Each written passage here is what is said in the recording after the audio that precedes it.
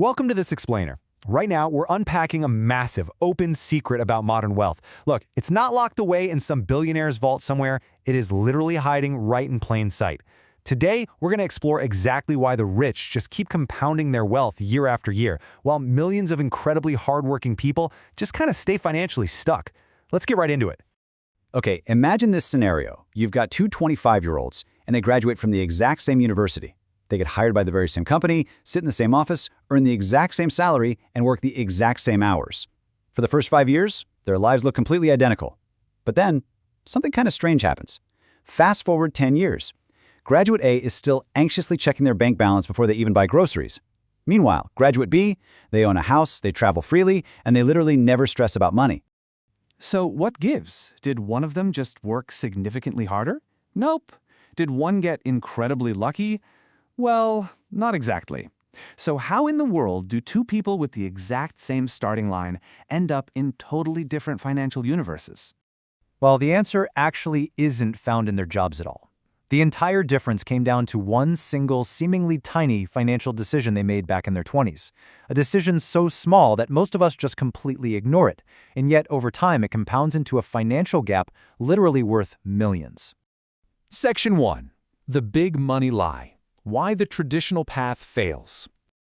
So, since childhood, most of us are handed this exact, supposedly foolproof blueprint, right? You study hard, you get good grades, secure a safe job, keep your head down, save whatever happens to be left over, and eventually you retire. Sounds incredibly logical, doesn't it? I mean, it's the standard script we're all just expected to follow without question. But wait, there is a massive flaw in that logical blueprint. Because if following those steps and simply working hard truly created wealth, well then teachers, nurses, and factory workers would be the absolute richest people on Earth.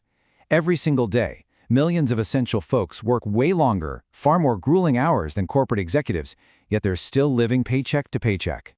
And that brings us to an uncomfortable truth. It's crucial you get this. Hard work creates income. Ownership creates wealth. Those are two completely different games. The problem is, most of us are stuck playing the income game, entirely unaware that the wealthy are out there playing the ownership game. Section 2. Buckets versus pipelines. The money game most never learn. Now this brilliantly illustrates the core difference between the struggling middle class and the wealthy elite. Imagine you need water, okay? You can carry buckets from the river to your house every single day. That is a job. It's active income. The second you stop walking, the water and the money stops completely. Now imagine someone else who spends their time building a pipeline from the river directly to their house.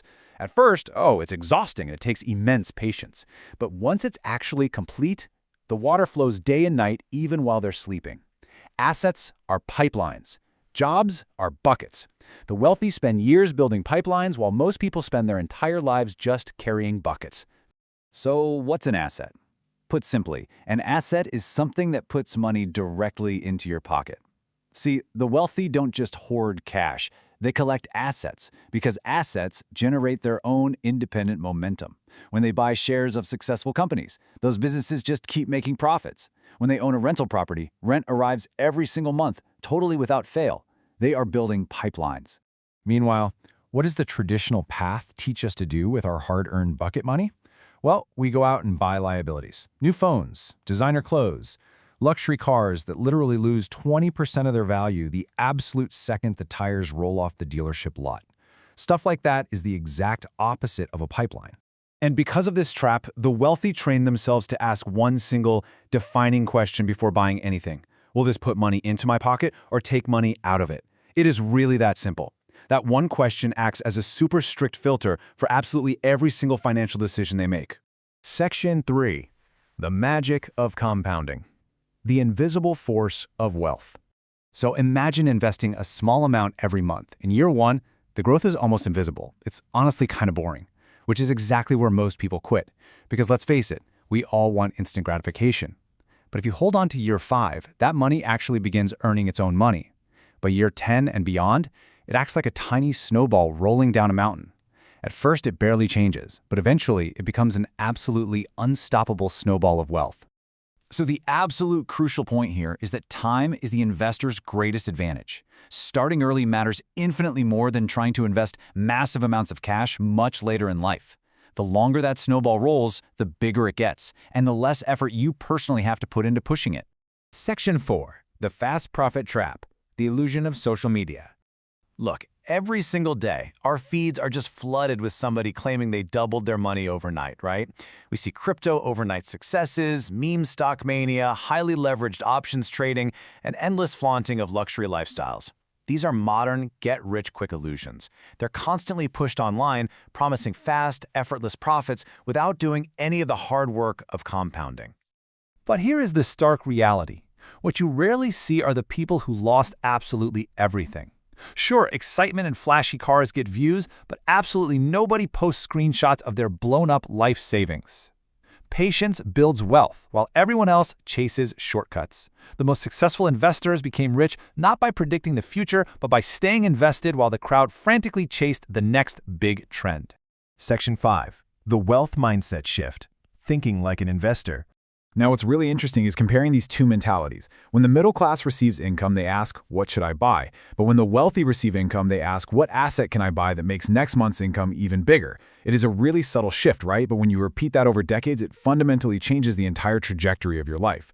When you start asking the right question, you start buying assets. And every asset, every single investment you make acts like a tireless employee working for you 24 hours a day. Literally, while you sleep, your businesses are operating, your investments are growing, and your dividends are arriving. Your money actually begins producing more money totally independent of your physical labor. You know, you don't need to earn millions, you don't need to perfectly time the stock market, and you certainly don't need some advanced degree in finance. It really all comes down to this one fundamental principle. Income pays your bills. Assets build your future. The earlier you start owning productive assets, the less you will ever need to depend on trading your own time for money. Let's bring this all the way back to our two graduates from the very beginning. One day, you are going to wake up in their exact shoes. Except by then, your financial future will have already been decided by the choices you are making today. Years from now, you're going to find yourself on one of two paths. You will either say, man, I'm glad I started investing early, or you will say, I really wish I had. The difference between those two sentences? It isn't luck, and it isn't intelligence. It is action. Stop looking at your job as the ultimate destination. The goal isn't to work for money forever. The goal is to own assets that actually work for you. So what kind of pipeline are you going to start building today?